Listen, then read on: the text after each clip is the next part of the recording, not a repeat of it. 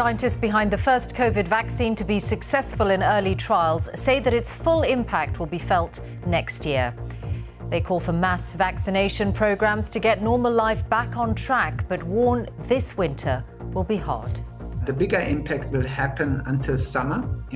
The summer will help us anyway because the infection rate will go down in summer. Prince Charles and the Duchess of Cornwall become the first royals to attend Germany's national remembrance for victims of war and tyranny. I've kept a list of the insults against Des O'Connor. Farewell to one of our best-known entertainers. Des O'Connor has died at the age of 88. That's for all the kids out there who dream the impossible. And a 7th World Championship title makes Lewis Hamilton the most successful Formula One racing driver ever.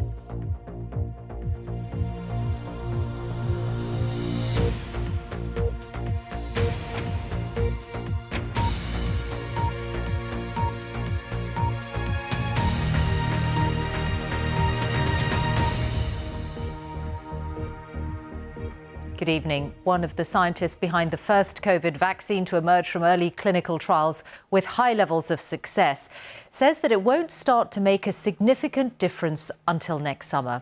Professor Uğur Şahin, whose company BioNTech developed the vaccine with the pharmaceutical giant Pfizer, told the BBC today that normal life should be resuming this time next year if mass vaccination programmes had taken place by then. Our health correspondent Sophie Hutchinson reports. Tiny vials of the new BioNTech Pfizer vaccine, which hold the world's hope for an end to the pandemic. But today, one of its creators from the husband and wife team warned there were still many months to get through. This winter will be hard. So we will not have a big impact on the infection numbers with our vaccine in this winter. The bigger impact will happen until summer. The summer will help us anyway because the infection rate will go down in summer.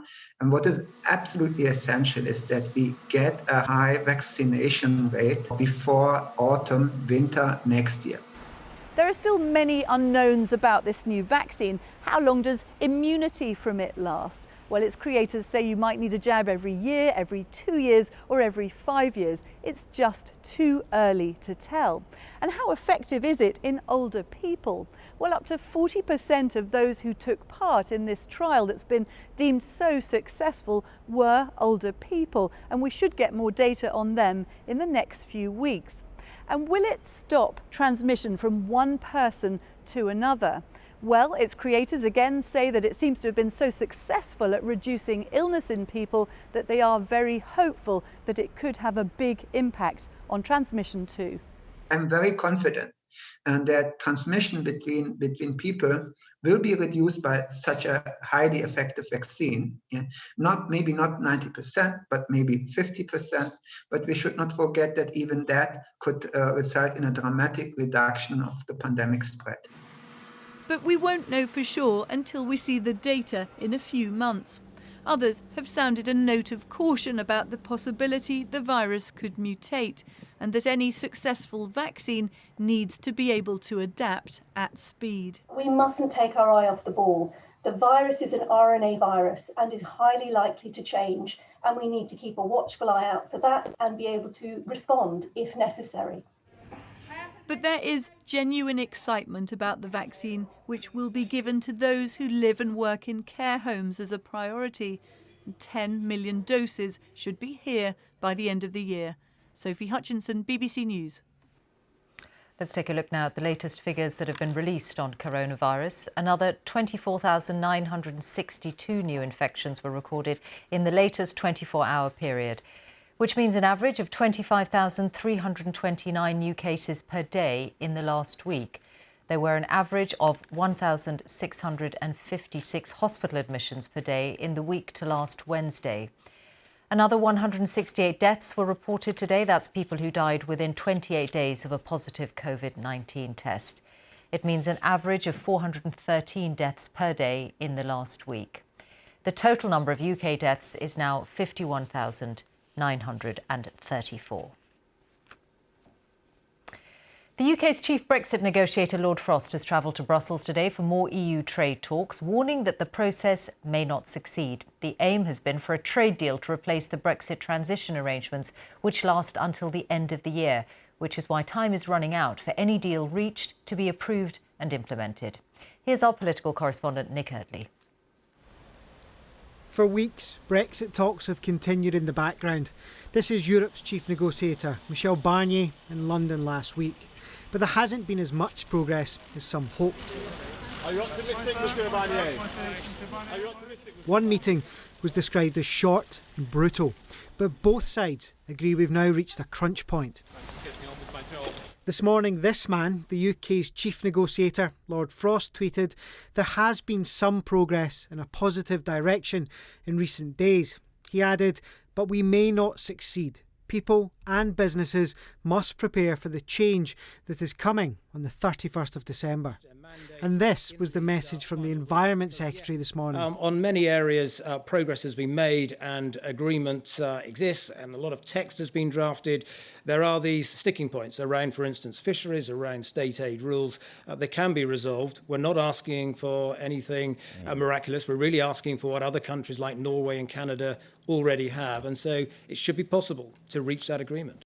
It's been a dramatic few days in Downing Street, but despite the departure of Dominic Cummings, the man who helped run the campaign to leave the EU, the government says its position on Brexit hasn't changed, and many in Europe, like Ireland's Foreign Minister, want a deal done. This is very difficult, but it's also very doable. The consequence of not getting a future relationship agreement in place before the end of the year, I think, is very, very significant for Britain and Ireland in particular, but also for a number of other EU countries as well. So there is a real reason to get this done. We've heard for a while now that a deal is possible if the significant gaps can be bridged, but it comes down to this. The transition period, which we're in at the moment, where very little has changed, expires at the end of the year. There's not much time left to agree a deal and get it ratified. For that to happen, there's going to have to be movement, and it's going to have to come soon. Time is running out. The government wants to make it clear, whatever happens in trade talks, there will be changes at the end of the year. But exactly what they'll look like is still being figured out. Nick Eardley, BBC News. The Prince of Wales and the Duchess of Cornwall have become the first members of the royal family to attend Germany's annual commemoration for victims of war and dictatorship. The ceremony in Berlin marks Germany's National Day of Mourning. And in a speech to the German Parliament, the Prince said that the bonds between the UK and Germany would endure after Brexit. Our correspondent Damien McGuinness has more. A day of remembering the victims of war, but also a reminder of the miracle of reconciliation between two countries who were once enemies.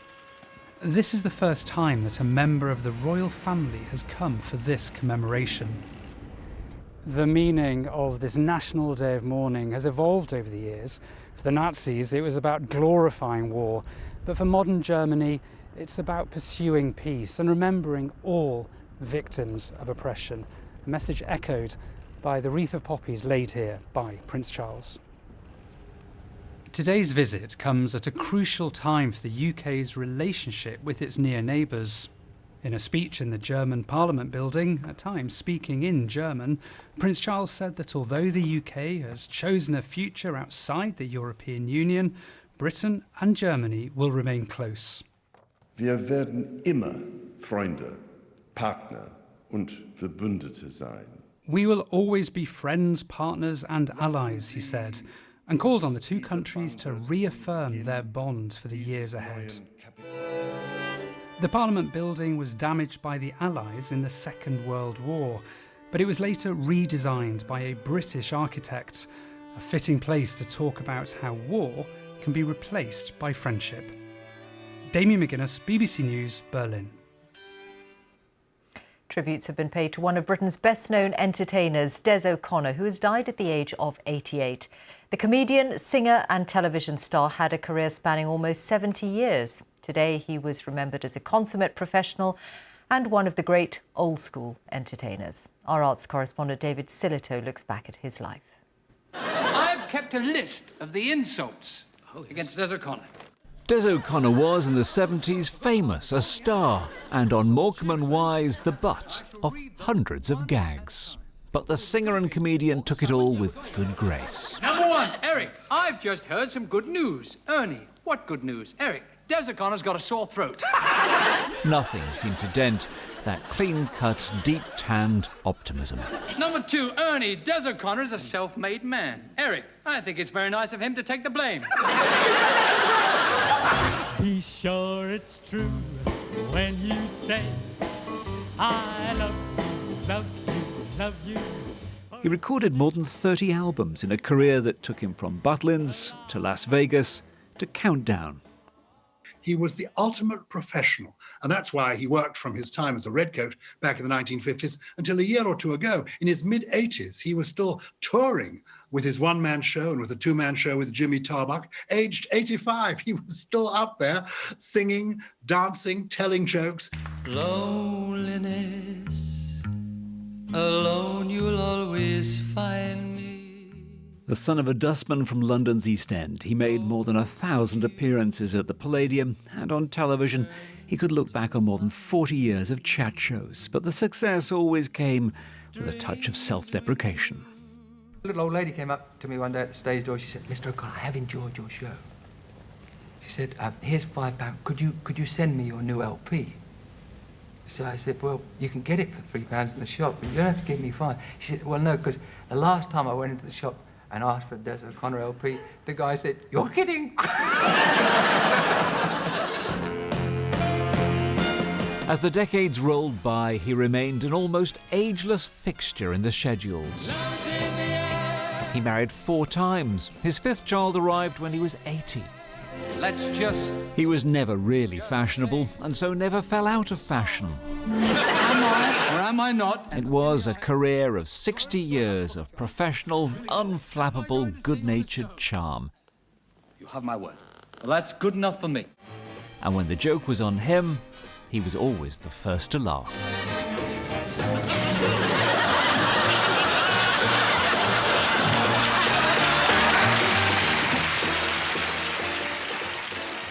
Des O'Connor, who's died at the age of 88.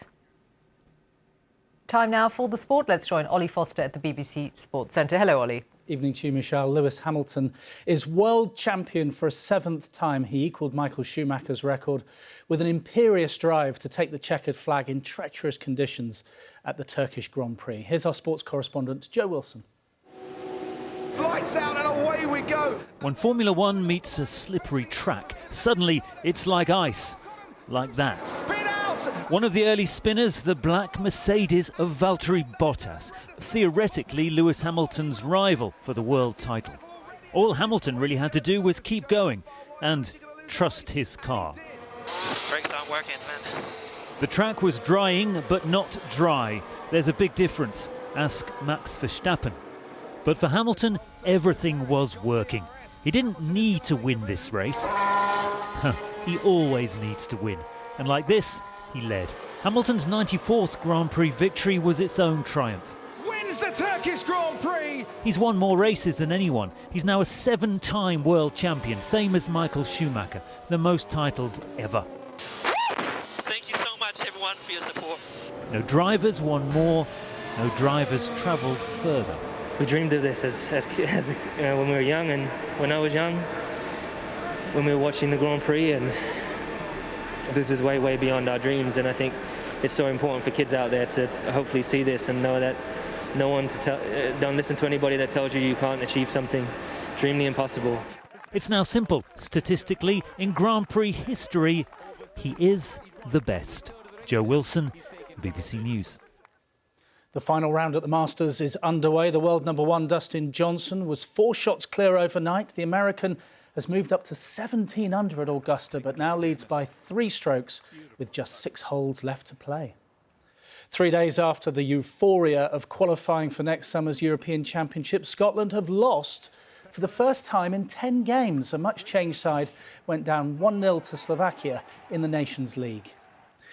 Now to some sad football news. Ray Clemence has died at the age of 72. He was an ever-present in the great Liverpool team of the 1970s and won 61 England caps. He'd been living with advanced prostate cancer. Andy Swiss reports.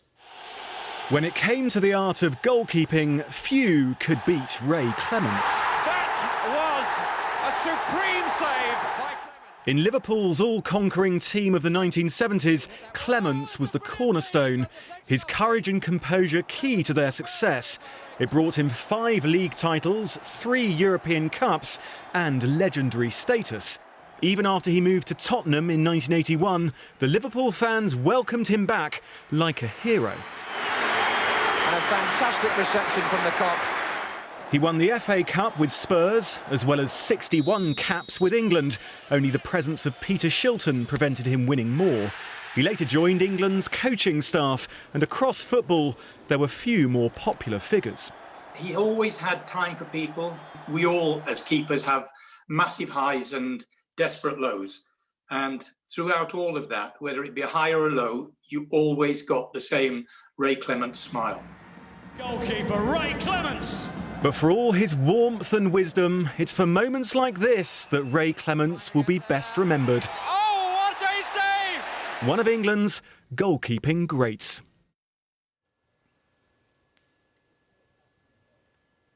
Well, you can find many more tributes to Ray Clemence on the BBC Sport website. That's all for now, Michelle.